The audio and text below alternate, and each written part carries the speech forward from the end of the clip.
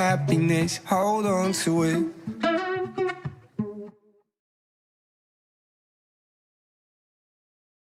First song, yeah, it's a good song. And that's what most of the songs are going to be like kind of this positive, upbeat message kind of thing. And if you have any other songs that you hear, send them to me because I want to add them to the list about upbeat music. Yeah, Andy Grammer's up there on almost all the things. I don't have any today actually, but he's on there a lot. All right, so just as a little intro, I wanted to share what services are going to look like. I'm calling them services because I have no idea what other word is good enough. Ceremony, service, I don't know, whatever. We'll call it what we call it. But anyway, we are gonna sing together at the beginning. Usually, we're gonna have another song after this too, and I want to share just like kind of my intention behind all these things, the reason why I want to do all these things, and the reason why we sing together is because it just feels good to sing loud and sing like you're in a car by yourself with the windows down. So we play the music loud and drown out your voice in case you feel like you suck at singing, and so you can still sing really loud and proud and have it be okay. It just feels good. The vibrations of like your vocal cords just feel good, and it kind of vibrates your whole body. And even like the breath, your diaphragm like massages your inner organs when you're breathing, which is kind of a cool medical side effect of breathing and singing and all those things. We also sit on the floor, as you can see, because, well, there's a lot of reasons. You can go all alternative with it, but also from like a medical Western medicine perspective, it increases your mobility to just sit in different ways and like be kind of uncomfortable and move around and all these things. And it also keeps you agile, keeps you like mobile and active, all these things. The people that live the longest are people that end up sitting on the floor for a lot of their lives because it's a sign of mobility and agility and endurance, I guess you could say. You're like using your back muscles more when you're sitting down on the floor rather than like leaning up against the back of a chair. And so some of the older people live 7 years longer on average if they can get up and down off the floor. And that's what we're gonna do when we like stand or sing or something like that kind of stuff. So that's why we sit on the floor. We also listen to a presentation. I'm gonna give like a short little TED Talk style presentation, and the reason why we do that is because it's just good to learn things, right?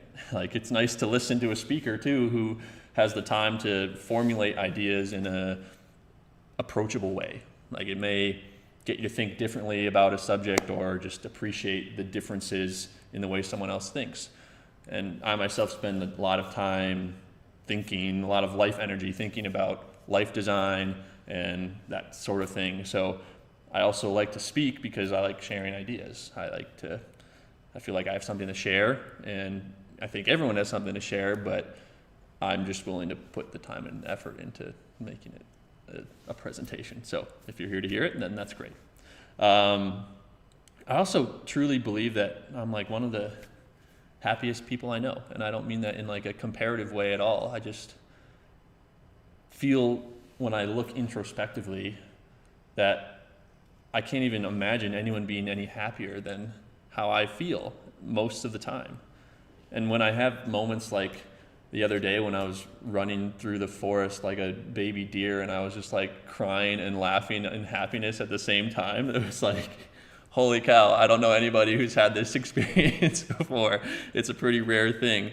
And it was just like some average Monday, it was totally random. And so I want other people to have that, and I feel like I have something to share, and I think I know some things that we could discuss and explore and learn even more from each other. We also meditate, reflect, sit in silence. Medicate. Yeah, that's funny. Medication. We're gonna medicate with our minds, our own. The pharmacy in our brains will medicate with that. We're going to meditate. We're going to just sit in silence with other heartbeats around. Like I said, I could go down a whole rabbit hole of alternative medicine reasons, but just to be like more digestible to the general public, I would say that sitting in silence is good for your mental health. And it's even better to have other heartbeats around to share that silence with while you're sitting and thinking. Even if we're not looking at them or interacting with others in any way, just having this collectiveness is good for when you're churning on something, good for your mind to sit with other people with it.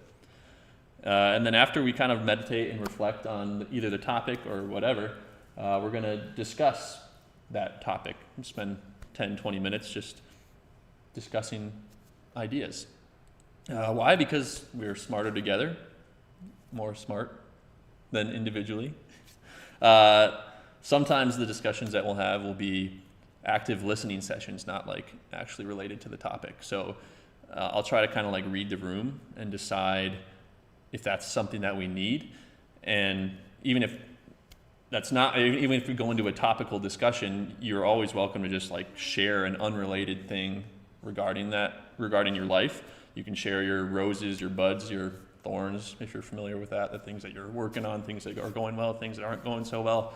And our job, collectively, our job is just to simply listen empathetically and be thankful to you for sharing, for being vulnerable, and just for being here. Of course, you're always welcome. We can have conversations afterwards, but while we're here in this space, I want it to just be open, empathetic listening. It's only our job to learn and listen, not to give advice or share our opinions afterwards. After we discuss, we're going to just sing some more, and then we're going to share some food. We got some food out there. We can just have some nibble on some snacks and stuff. Just, I don't know why, because food. Because food. In the future, as we do some more of these things, if you're going to bring anything, I mean, it's kind of like potluck style, but you don't have to bring anything if you don't want to, whatever. But if you do, I kind of want it to be foods that fit into this snobivore world. And that's a word that I kind of like invented a little while ago. And basically it means like you're a really big snob about the food you eat. So that entails like, okay, foods that look like they're alive, or at least look like they were alive 1 or 2 steps away in the processing department, right? So something like hummus and veggies and grapes and things that are like, you can see the livingness in them. That's kind of what a snobivore food is. And so I guess the good news is that for people that are preparing stuff, you don't really have to cook too heavily. Just like bring something you got around, something nice and easy, some cut veggies and hummus, like I said. If you like to cook, yeah, go ahead. We'd love to enhance the experience that way, and we'd appreciate it a lot. But yeah, that's what we're doing. We're going to share some food, and then as we eat, we're just going to have a fun little TED Talk. And actually, Jeremy's going to give a little presentation on something I don't even know what it's going to be on, but it's just fun. And the reason why we do that is because learning doesn't always have to be like a mental workout. It can be just enjoyable and casual and informal. And you'll probably end up remembering more of Jeremy's talk than you do of mine, because it'll be fun and engaging, and that's kind of the most memorable. Learning is the playful kind usually. So yeah, that's the organization of a typical service. And so yeah, that's we're gonna sing a little bit, and then I'll give a little spiel, a little presentation, and we'll meditate, discuss, and sing some more. Okay? Sound good? I'll turn that down a little bit. Forgot it's too loud. Too loud. All right, we're going to kind of start with something pretty deep for the first 3 minutes. Jeremy actually introduced this video to me a while back, and it's been pretty impactful. I already kind of had a similar tendency to believe this, but it's just kind of like set it in stone, basically. So let's watch this video. Jeremy knows exactly what it is. I'm pretty sure just from looking at it.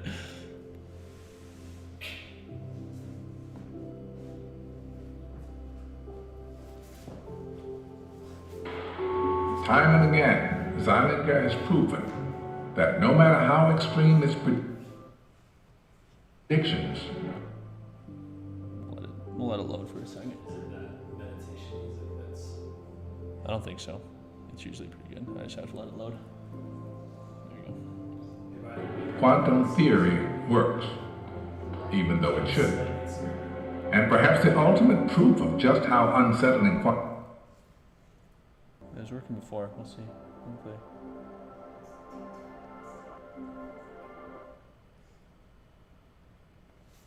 mechanics can be is something called the double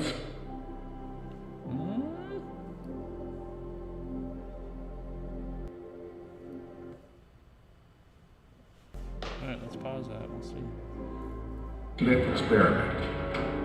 It will make you question whether reality exists at all. This simple configuration shoots particles of light called photons, one at a time, through two tiny slits in a screen. With a laser which produces light, this light is attenuated such that only one photon at a time emerges. This photon passes through a two-slit assembly, and then we have a camera which registers the pattern behind the two-slit assembly. So what we see is that the photons arrive one by one on the screen, some here, some there, and it looks pretty random. Since the photons travel one by one, some through this slit, some through that slit, I don't know. Sorry, guys. two stripes on the wall. Come on. Do your thing, dude. And you would be wrong. They mysteriously create a band of stripes.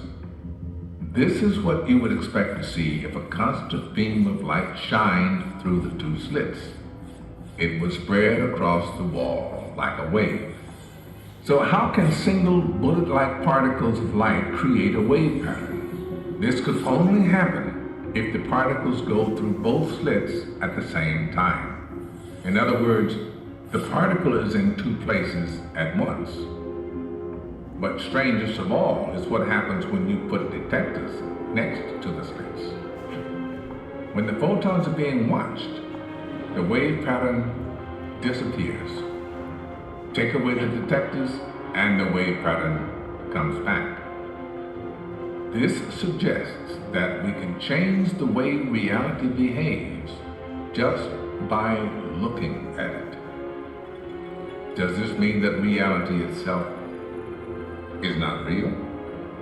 The modern answer is that the path taken by the photon is not an element of reality. We are not allowed to talk about the photon passing through this or this slit. Neither are we allowed to say that the photons pass through both slits. All this kind of language is not applicable. So, do we just keep reaping the benefits from quantum mechanics and accept that deep down, nature plays by a set of rules that will forever remain a mystery? The interesting message here is that we have quantum physics now around for nearly 100 years, and we are still working at the foundations. And that tells me that when we found it, it will be an absolute revelation. It will be something different from what we have been thinking.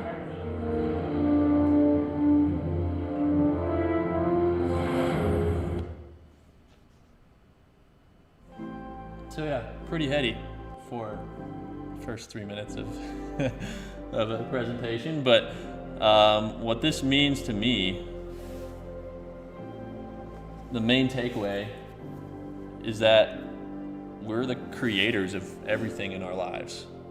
Just by giving our attention and intention towards something, just by looking at it, at least things within the circle of our control, we can create exactly the reality that we want. That's the foundational philosophy of Getting Gooder, that you are a creator. And even if you don't believe it now, then I hope to brainwash you into believing it, because that's what a good cult does, right? But don't worry, unlike a cult, I only want to brainwash you for your own benefit. Not because I want you to like worship somebody like a prophet or something, or make you drink my Kool-Aid or anything like that. All I want to do is give it benefit yourself, right? So then the next logical question, if you believe that you're a creator, which I hope we do, the next question is, what are you going to create? And if you were to be this all-knowing creator, this creator of a universe, what kind of world would you create? And it's my guess that you'd create something that looks a lot like the Christian idea of heaven, what we refer to as heaven. Or you could call it something like paradise, or just literally call it your ideal world. And even though you're not an all-knowing being, even though you can't control what you can't control, I'm telling you that when it comes to your life, your actions and your outcomes, you are a creator. You can create your ideal life right now while still building an even bigger and better future for yourself.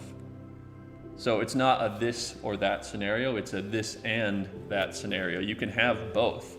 You can start creating and feeling like you're already living in your own heaven on earth right now.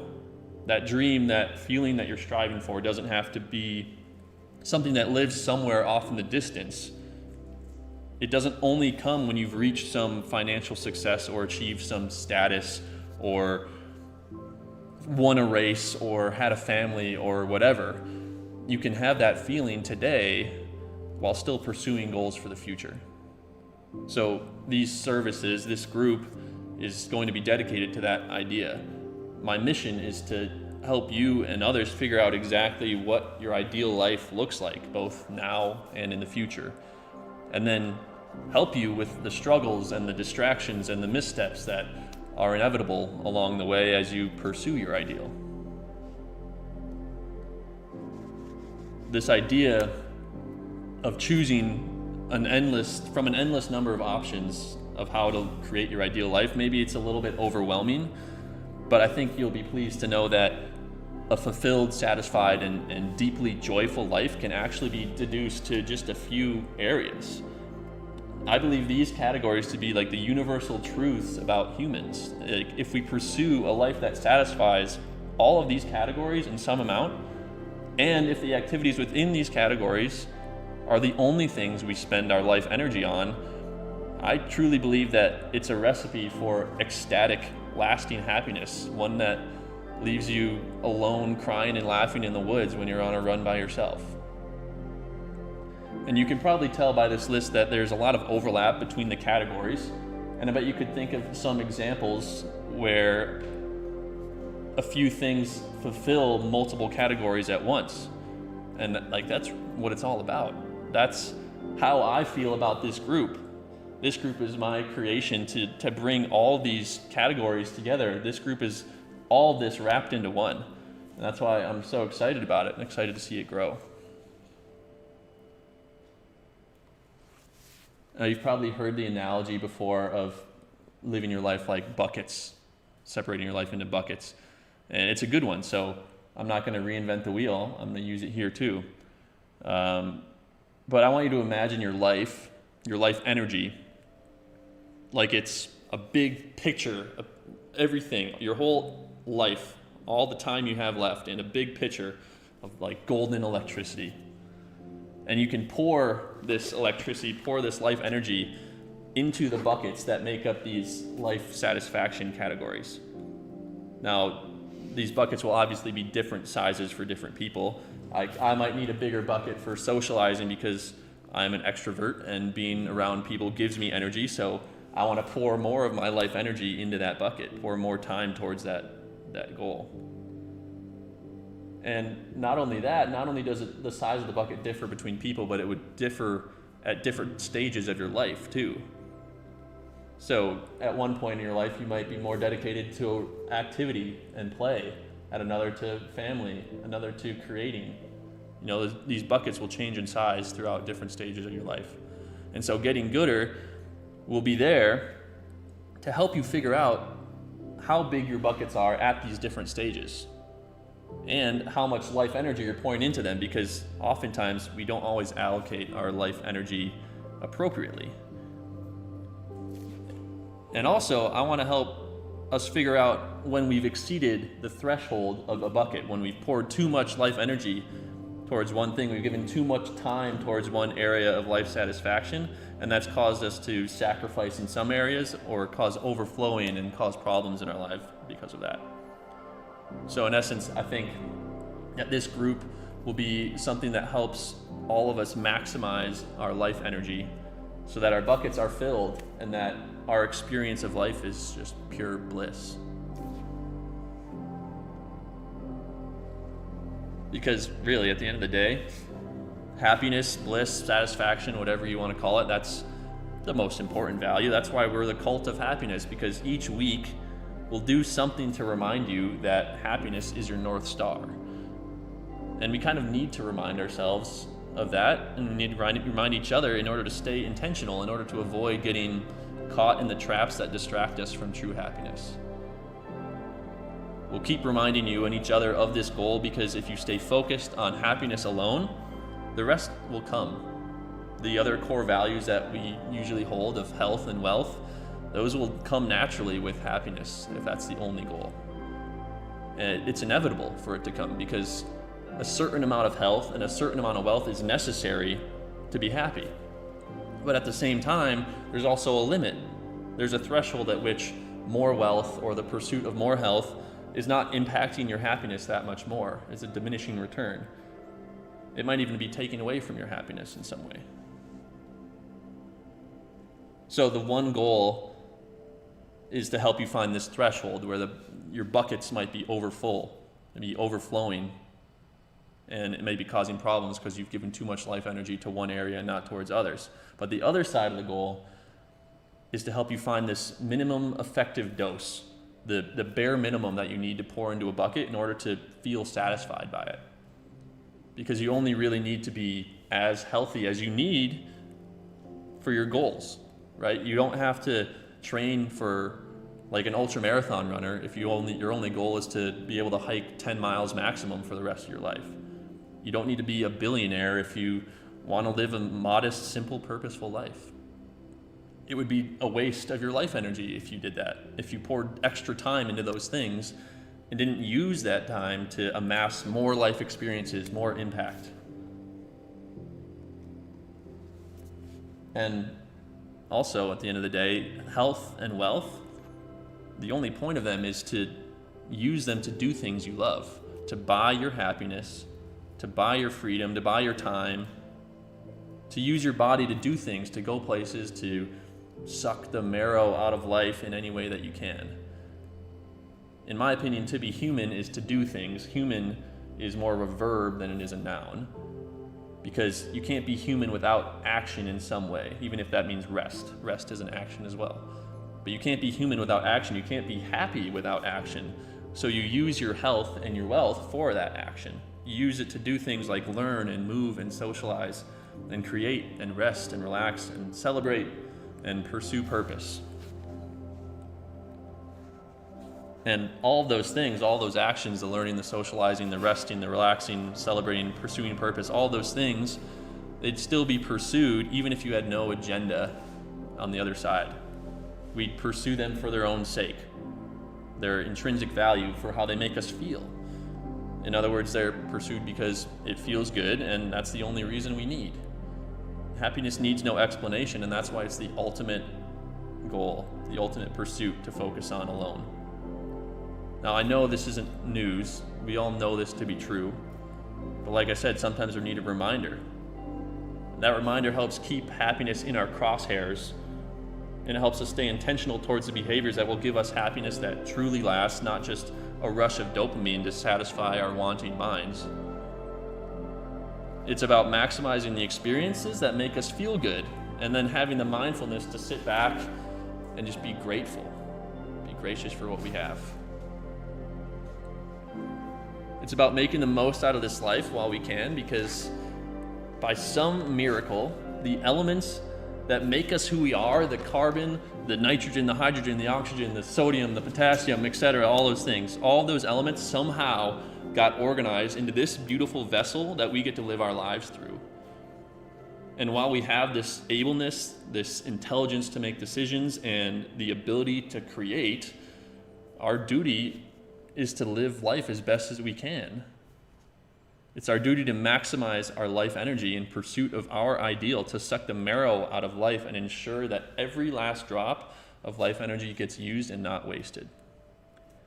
So by living this way, I think you could literally die at any point in your life, and in that moment when your life flashes before your eyes, you smile because you have no regrets, no wants, no could have beens. You won't be wishing you would have done this or that. You'll just be completely and utterly satisfied, completely full. Now, even though this cult doesn't speculate on where we go after we die, we at least know for sure that the atoms and molecules that make up our bodies, they're going to go back into the earth in some way. Those same elements that miraculously came together to make this crazy vessel that we live in, those elements are going to recycle back into the system. Your carbon is going to recycle into the rest of the carbon in the world. So maybe someday the carbon in your eyeball is going to become the carbon of an aspen tree, of a little golden retriever paw, or the rubber of the sole of your shoe. This isn't reincarnation, this is physics. And you have no idea where the pieces of you will end up in the universe. This recycling process also doesn't just happen when we die. It's not just decomposition. Your cells, the carbon, the hydrogen, the oxygen that give you life is recycling into the earth every millisecond of the day. Even when I rub my skin, I'm sloughing off some cells and putting carbon onto the ground. The oxygen that I'm breathing today may be embedded into a water molecule that turns into a snowflake this winter.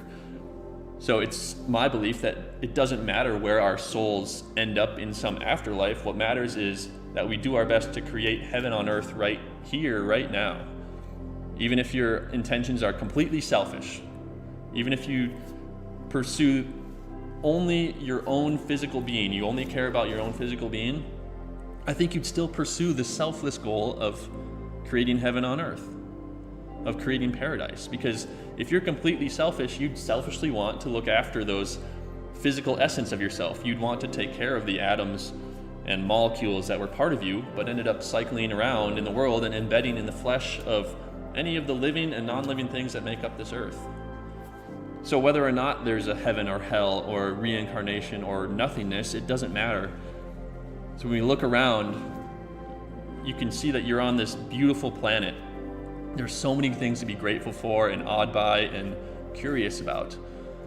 And I truly think this is a heavenly place where we find ourselves, and our main job is to feed into that paradise, to keep getting gooder and keep infusing more goodness and love into the world so that we can build the life that we know is at the foundation of our existence. I think there is a universal truth of goodness and a common good, and that's my intent is to uncover it with this group and with the people in the group. Now, for a second, I just want you to close your eyes and imagine something with me. I want you to imagine waking up in a home, your home, walking about a block, not even, to this nice little boutique cafe. Here, there's all of your best friends and family. They're all sitting individually or together. They're enjoying coffee or tea or conversing together. They're eating organic croissants and eggs and grits. They're talking, chatting, silently reading, or maybe they're just enjoying the morning. You join them, obviously. And then after that, you go home, you maybe get ready for work or get ready to do something valuable for the day, something that gives you energy. Maybe it's something like gardening or producing food for the people around you. Maybe it's cooking that food. Maybe it's taking care of children or the elderly. Or maybe it's producing something for your community to use. Then at about midday, or literally at any point in the day, whenever you want to take a break, you can look at some calendar or literally just step outside, and you can find that there's an option for you to do something with others or alone, because there's plenty of resources around to do it, whether it's something like playing a game in the park or painting in an art studio or playing music in a soundproof room. And imagine being able to call on any number of people at any moment in the day for a quick lunch, and then have them be able to meet you in 2 or 3 minutes because they're living right next door. Now imagine sharing an activity as a community, whether it's a game or some athletic activity or maybe something chill and mild like a movie or a game night. And then you move on from that activity to learn something with each other, learn something as a group. You come together and learn a piece of philosophy once or twice a week, and you sing together, maybe you dance together, and enjoy each other's company with food and drink and conversation. But this conversation is structured around a framework which is designed to foster deep conversation about what matters in life, not with the dogma or religion telling you how to think or what to think or where to direct your thoughts, but rather it's up for your own exploration. It opens you for your own way to figure out what matters to you and what's important to you, for you to determine your life satisfaction. You can open your eyes. And when you were thinking about this, it kind of sounded like a cult, right? Like when I first thought about that, it kind of sounded like it to me. That's what I thought in the first place. And then immediately I kind of just let go of the thought because I'm like, dang it, I don't want to start that. Like people don't like cults. That's not a good thing. And then I got kind of annoyed by it. Like, wait, what the heck? How come cults get to have such a sick life and then ruin it by being a cult? That's terrible. So I wanted to create something like this, create this like cult-like life without it being a real cult. But even though I kind of just leaned into it anyway and called it a cult because I thought it was funny. But what I came up with is kind of what you're seeing right now, and that dream that I'm talking about. What it is right now is what it is. It's in its infancy, but that's the end goal. This is literally like the culmination of everything in my life. It's everything I've learned from studying health for the last 15 years, from practicing as a chiropractor for 5, from pursuing financial independence since college, and from breaking down what it is about my life that has made me so insanely happy for so long, even though I've probably had a lot of reasons to get derailed from happiness. So not only do I think at least I have something of value to share with you, but I'm even more excited to just learn and grow with you and just share this beautiful life with you and whoever else wants to be part of it. It's kind of like my only mission in life, really, is to like build a community of people who are the happiest, healthiest, and wealthiest people that they want to be. I dream of creating this space that I just described, one that has the resources and facilities for people to maximize their life experiences in literally any way that they want. I dream of being essentially like a resort of endless activity and community, a place where there's literally something going on during all the waking hours of the day, and all you have to do is just choose how you want to pour into your buckets. Like this resort, this Getting Gooder resort, it's a library, it's a place to gather and discuss ideas.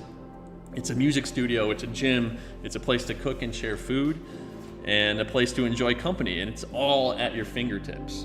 Whether it's like a chill or active or educational or purposeful or community-based activity, or a combination of all that, I think having those resources at your disposal all the time is the best way to ensure that we can be the happiest, healthiest, and wealthiest versions of ourselves that we want to be.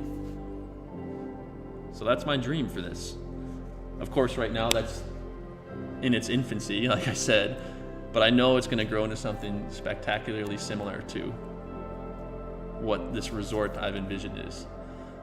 Right now, though, I see Getting Gooder as almost like an event company, I guess you could say. One that organizes a community around activities that bring us vitality and help us thrive. I see it as a common place for people to find something in every category of life satisfaction. I also see it as being a community that says something about who you are as a person. If you're part of this group, you're interested in improving yourself, you're interested in maximizing your life experiences, and you like to share those experiences with others. So I want Getting Gooder to be a place to turn to when you want to find good people to share experiences with, whether that experience is a walk or a run in the forest, or a musical jam sesh, or a business proposition, or a volunteer event, or a chill night in. When you feel the need to pour into some bucket in some way, in an area that maybe you've been neglecting. I want Getting Gooder to be the resource for you to find exactly what you're looking for, no matter what category of life satisfaction you're looking to fulfill. I want Getting Gooder to be an option for you, to provide an option. And better yet, I want it to provide one where you could get 1 or 20 other heartbeats to join you and live this beautiful life together. This is your quest, your journey, your goals, and I hope Getting Gooder can just be there to be the map that points you to the hot spots and how to get there. So thanks to you guys for taking the plunge early on and having some faith in me, some confidence in what my vision, even though you may have not known exactly what that vision was yet. Thanks for wanting to be here. Thanks for being the select few that show up. I'm really excited. Can't wait for what's in store. I think it's going to be good.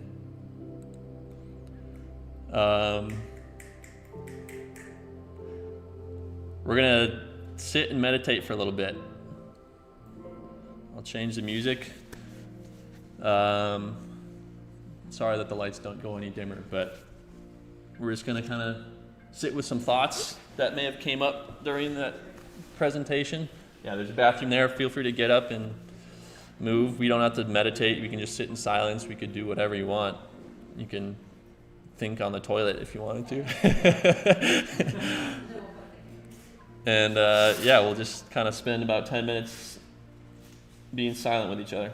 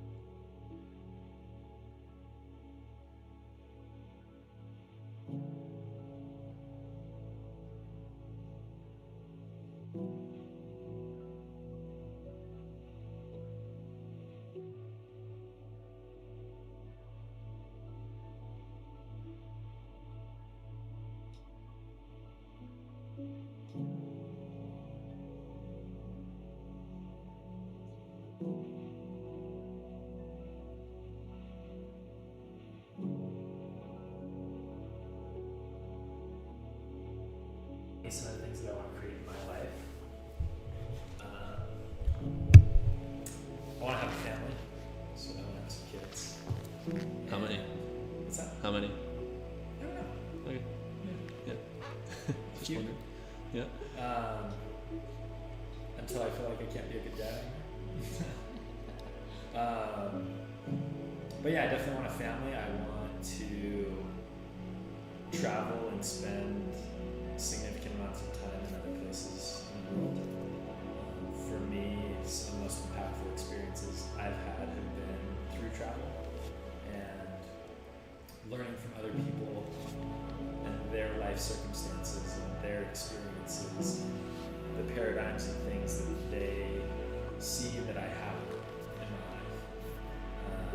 And I want to adopt the good from what I see, and the stuff that doesn't serve me, I'll leave behind and just continue refining through that. But I want to bring kids along and have them share those experiences as well. And then just to have deep, meaningful relationships and connections with the people in my life. Do you think it's possible to get those experiences of travel without traveling? Yes. Yeah. Like how would you see that? Like what would that look like for you? If that were possible? Or everybody, what would you think?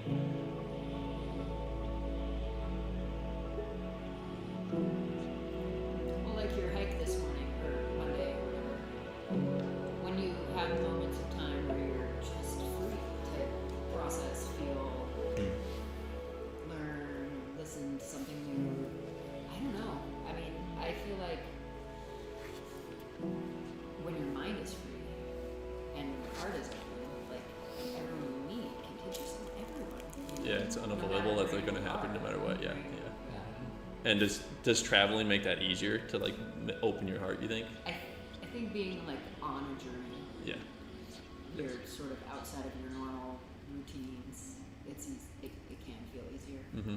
Well, like I'd imagine agree. if you took time off just to be like a staycation Yeah. and just do a hike every day or a bike ride every day. You could have that kind of experience just right here. Mm-hmm. But because we're taking that time off, it just feels more magical, you know, because we're flying across the world. But Right. we could have a magical experience right here if we make the time and space for it and intention. I'd agree. And that's honestly like that exact word is exactly what I would want from this. That's exactly it. I don't want the resort thing to be like, oh, I'm gonna go on a vacation for a week and get all this stuff in 1 week. I want it to just be like, yeah, a staycation of this is what you have at your disposal all the time. You've got this like endless activity, like it's an all-inclusive resort, but it's your life. Like it's your life of adventure and experience and all these things that you can choose from.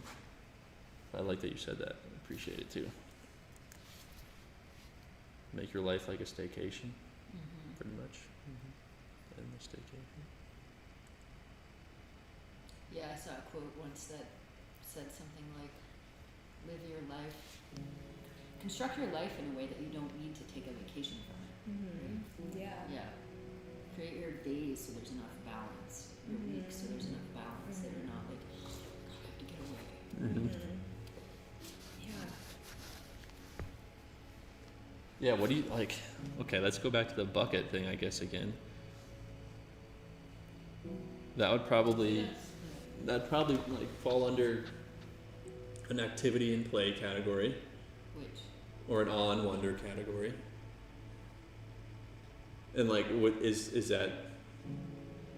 Is it just like when that bucket's not full enough, that threshold's not met when we start getting this need to take a vacation? Like, is that what it is? Is that the minimum, the minimum Adding dose? value too, I think, adding value. Yeah.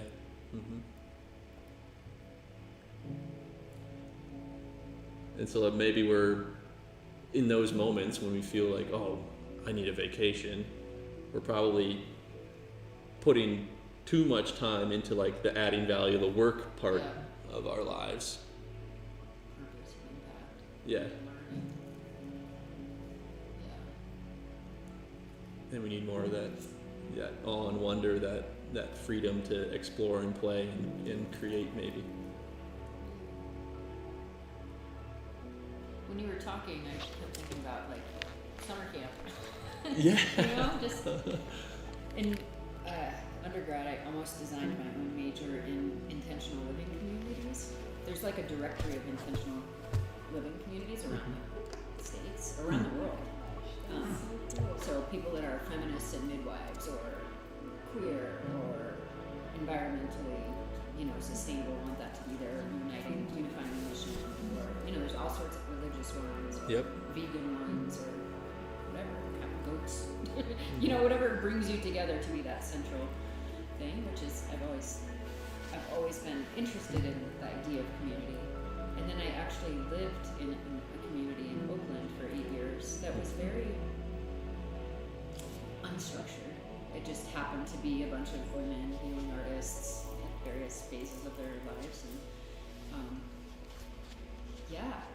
I don't wish I could go back, because I have grown and developed and become this whole other person, but I wish now I could have that again. Yeah. Because it was like, there was a house on the corner that had an upper and lower unit. There was a carriage house in the back where I lived downstairs. There were people upstairs. And then there were 2 tiny house structures. And we just shared the barbecue, the laundry, there was nothing really even official like a church art or, Yeah. it was just nice to see people. And I think when I'm looking at these buckets, like, I have worked really hard to create a life that is extremely meaningful, and I give a lot in my work, and I'm a full-time single parent, and I'm in Utah, and I'm not from Utah, and I have developed, some networks of friends, but what's missing for me is deep-rooted connections with people that, like, just really know me, like, I don't know, and also being single, there's that, like, I feel like the world can close in when I lose hope of, but I'm also an extrovert. I'm both. Like, I really need a lot of deep time and silence to process and move through stuff. But I can talk to anyone. Yeah. I can talk to anyone, and I enjoy that exchange. So I'm just, excited for the opportunity to meet new people and like be interested in keeping it positive, because as positive as I am, there's also a really dark side on that other side, and so I think we need community to stay in the light. Intentional community is probably like the closest thing I would say that like my dream of this is, but it's like not quite there. That's why I like change it to like resort. I don't know. Yeah, the words around Like it a are still city almost. exactly. I drew out a whole thing, like a complex of like tiny houses, essentially, with like this central facility. It had like a field in the back, which you could play soccer and ultimate frisbee and all this stuff, and then inside there's like the space to learn, and then there's a library, like all those things I was describing. It was like drawn out, and I was like, this is it right here. This is going somewhere. I just need a 10-acre plot of land, and boom, like something like that. Big old garden, we're all working on the garden stuff. Yeah, that's cool. Deep connection is Deep connection. what I just was telling Elise about. literally Yeah. going to say, like, I feel like what it all comes down to is I think we're all hungry for that deep connection, and we're looking for it anywhere we can. We're looking for it through travel, and sometimes it's through money and pursuits, and like, I think that if we were just more vulnerable with each other everywhere we went, like, we would have those cups filled, and we'd be more balanced. I think that would be my ideal community. Is like zero fear. If you watch little kids, how many kids do you have? Just one. If when you watch them, just like interact, like no fear, Yeah. no walls. It's amazing. It's incredible to watch them interact with each other. And I just, at what point do we decide like, oh, I need to protect myself and I need to hide and I need to put up a facade, and it's so sad. But I think secretly we all want that connection. Yeah. That's an interesting way to think about it. Like I always thought about kids in terms of their playfulness and how we lose that as we get older. Our playfulness just like They're just like so, they are like raw human is what they are. yeah. Somebody said, children, they like everyone. Everyone's their friend until there's a reason for you not to be their friend. Yeah. And then when do we lose that? You know, what, when you learn what red and blue are, or, you know, like, Exactly. When do we lose that? Is there a point you think? Like college? I don't know. life is But it does seem to Life is traumatic. life is traumatic. just seem to be that way. There is a point. It's- gradual point maybe. I don't know, Jeremy, do you feel like you've hit that point? Where everyone's not my friend, you mean? No, like where you of Everyone's got to prove themselves to you. I think of you, knowing you, I look at you and I'm like, he's somebody who's retained Authenticity. a lot of the authenticity that we see in children, and it's because I know you well enough. I bet that I would find that in you too as well. But like, I do know also about you that you struggle with vulnerability, and so do you think like when do you think that transition? Do you think it happened? Has it happened? Do you think it was a moment in time? I certainly don't think it would be like a moment. I think it would be more, you know, a process. I think that's part of why I love travel so much, is because travel for me, it's very, very easy to just feel unencumbered and exactly who I am all the time. And so I can have really awesome experiences with people and just like show up 100%. And I find that more difficult for me to do here. For whatever reason, like whatever walls that I choose to put up in my life, whatever defense I feel like I have to play for whatever reason. And I feel like I'm like decent at like I'm pretty good at showing up most of the time, but like there are certainly more walls that I put up here in my life here than I do in other places or experiences, or like doesn't necessarily have to be travel, but like a lot of the hard kind of experiences that I intentionally bring into my life. Mm-hmm. I think I do that because it allows me a deeper connection with who I am. That makes any sense. Yeah, I like doing hard things for that reason. Relationally, or like Ninja Jam type hard things.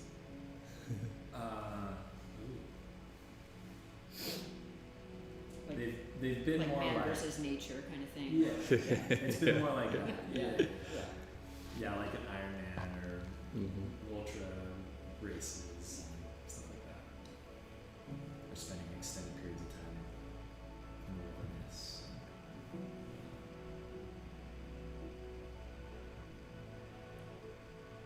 Yeah, I'm more man versus nature as well. That's been my hard thing, at least. What'd you say? I'm more of the man versus nature hard thing pursuer. At least, like, if that's my hard thing, if that's the hard that I choose, it's usually the man versus nature thing. Someone's doing ninja stuff out there too.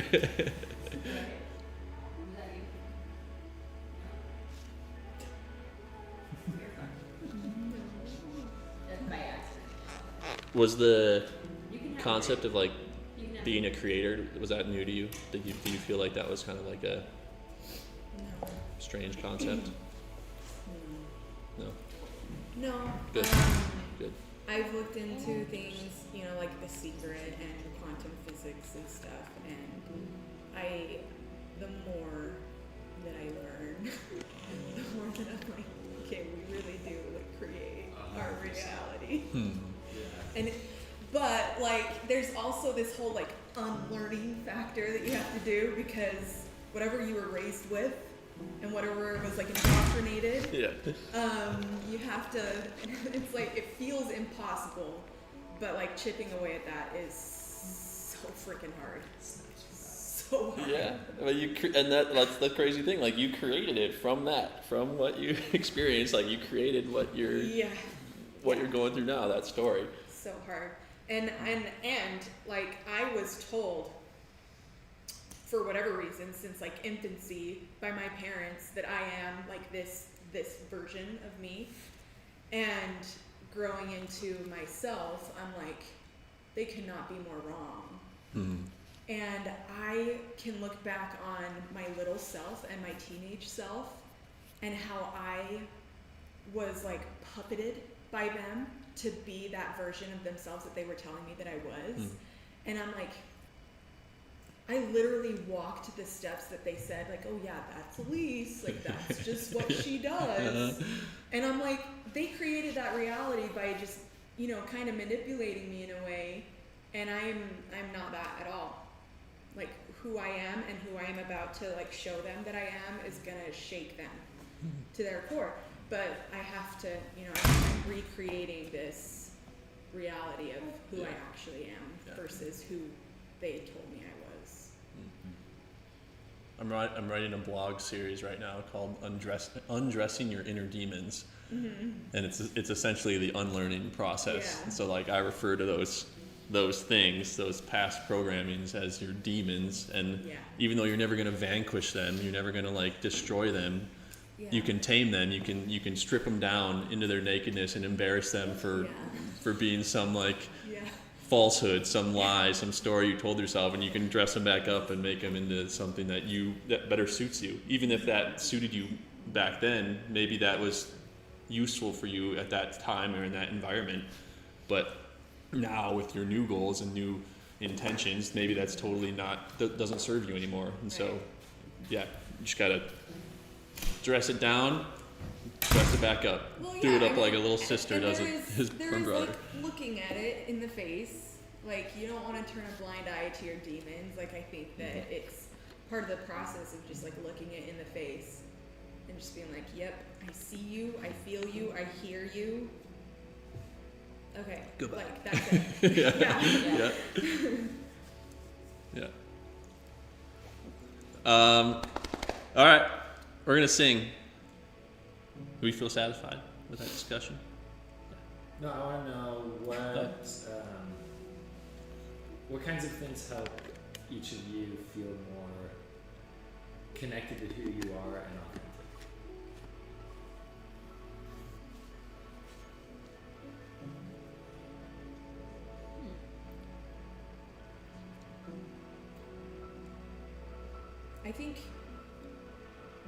I think for me, I'm gonna have to think about that a little longer, but what immediately comes to mind is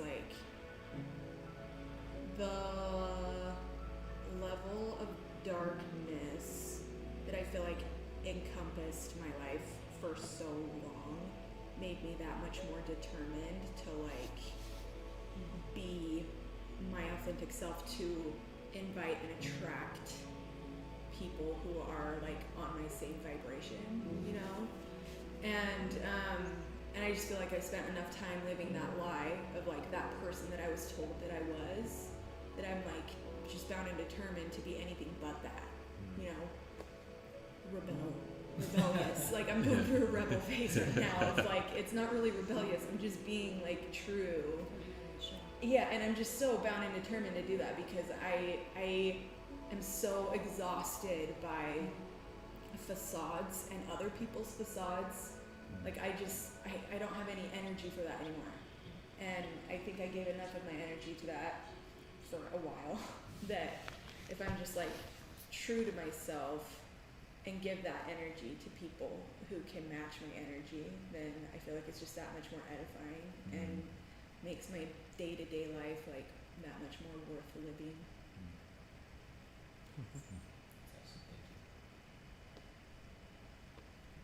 So I, my career is like a marriage and family therapist. So all these questions, part of me is like, been there, done that, talked about that already. You know, it's like, I also had like a huge, I mean, maybe one day I will do a TED Talk, which it will be my life story. How I I'd love recovered that, and yeah. I'm in the process of recovering from my life. But I remember one piece of work in graduate school when I realized that my jaw hurt, my face hurt because I smile all the time, and it wasn't authentic. It was just a people-pleasing way to not make waves, to not be too big, to not family system stuff. Anyway, so that's been, you know, a good 20 years since, and so I feel like I know how to be authentic. Like my whole life is centered around the work that is so important to me. And when and the most meaningful part of my week is sitting with clients. I just got moved into a bigger office. I'm excited to see what's going to germinate and bloom. I'm taking a trauma-informed yoga and polyvagal theory class, and I'm not like, you're inspiring me with this. Just a little, like I have a lot to give, and I've just been, you know, recovering from having to be in Utah. I love it here, but you know, rebuilding my life and building a practice and a child, you know. So somehow I've slipped back into, like you said, if we could just walk around the world being vulnerable selves, and I'm like, dude, I do that, and then I'm like, actually, no. I walk around mostly burnt out and annoyed with life, and curious about who's in what culture in this state, like, and who could be my people, or you know, and not wishing, but just whatever. I'm turning 50 in 2 weeks, and I feel like I hyped myself up for that for so long that now I'm like over it. Like I feel like I'm already there. It's not a big deal. But I do feel like I'm gonna start the next half of my life, and it's gonna get better and better. Like if I can deal with the pain. Anyway, yeah, I think lately I feel what fills your bucket. When do you feel most authentic? And Yeah, just what kinds of things help you to be more authentic? I think really lately what I'm just needing is that deep connection where people are like, oh yeah, this is who you are, you know, because I know who I am, and it's really hard to keep your spiritual light burning bright, you know, with how hard, you know, at least in my life, there's a lot of giving, you know. Yeah. So when somebody takes the time to get really curious and reflect something like, oh wow, you have achieved a lot, or wow, you have been through a lot, you know, then I just feel like, yeah, I'm here, I exist, I'm connected, yeah. What about you?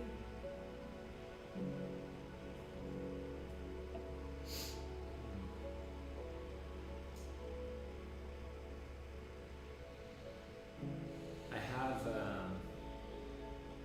of a mentor, friend, therapist, person who's very wise that I've seen for a long time now. And one of the ideas that we discussed, that she kind of taught me, is similar to your bucket idea, but a little bit different.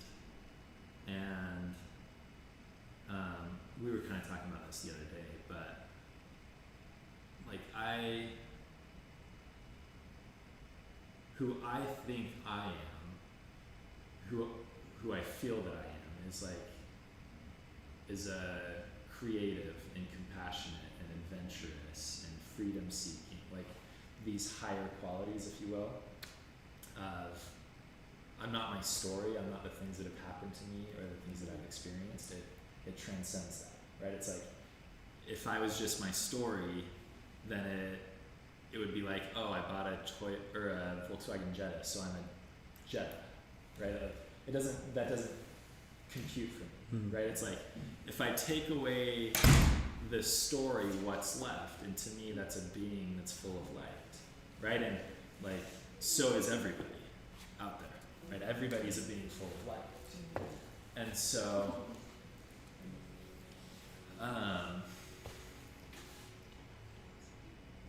like one of the things, one of the practices, if you will, that sometimes I'm better at than other times, but is to just like sit quietly, and I think of it as the like gift of choice or agency or ability to choose. That is like the biggest gift that I have as an individual, and I can see that visually. I'm a very visual person, so I see that as like a pot of gold, if you will, gold coins that inadvertently throughout my life I've given to my dad, or the religion I was raised in, or this idea or this person or this place or this thing, outside of myself. But I can call that back because it's mine. I can choose what I want to do with it, and I can call that back, and I can invest it in those higher qualities that make me me. Whether that's I want to experience more love or compassion or peace or joy or adventure or free, whatever it is that I want to experience, I can kind of invest that into those buckets, if you will. And then it's very interesting because as I do that, to see how, like, I don't get to choose necessarily, but it always inevitably happens that like some adventure appears, or some deeper connection appears, or I have this other experience that allows me to go deeper within whatever sphere what it was that I was trying to connect with. And for me, that's like part of how I like the process that I feel like I connect deeper with myself and become more authentic. And maybe that's a little too woo-woo, but that's like We're woo-woo. Yeah, be woo-woo. Be woo-woo. What about you, Parker? What helps me show up most authentically is probably, I don't have it on this. There's a document that I created.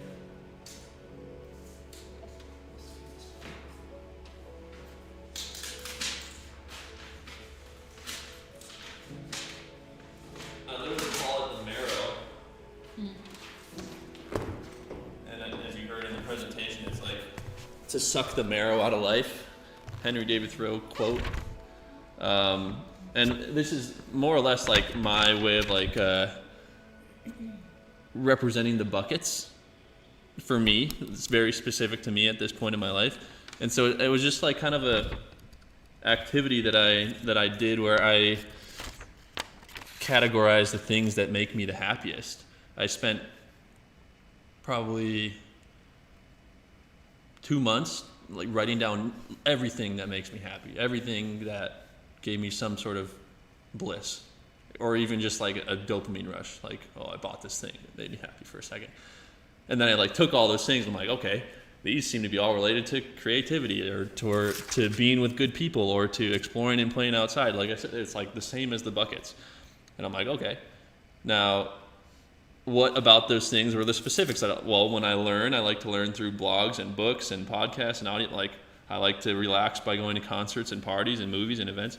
I just like categorize all these things in my life, and it's a very engineering, scientific way to do this, right? But for my brain, that's what worked really well, is to realize the liberation that came from it. It was like, man, I got so many things that I love to do, but really there's only like a few in the end. Like there's just a few broad umbrellas that it falls under. And so that was like a super liberating way for me to show up authentically and intentionally throughout my life. And it's also like the reason why it's on a mirror here and it's on 3 places in my house and all it is like, cause it's just like, this is my North Star. It's on my declaration of whenever I when I read in the morning, my declaration is like, this document is your North Star. Use this to like stay intentional. And then when I go to bed at night, I have like literally this is so scientific and nerdy, but like I have like a grading, like a report card essentially of my day of like, I'll like honestly read it.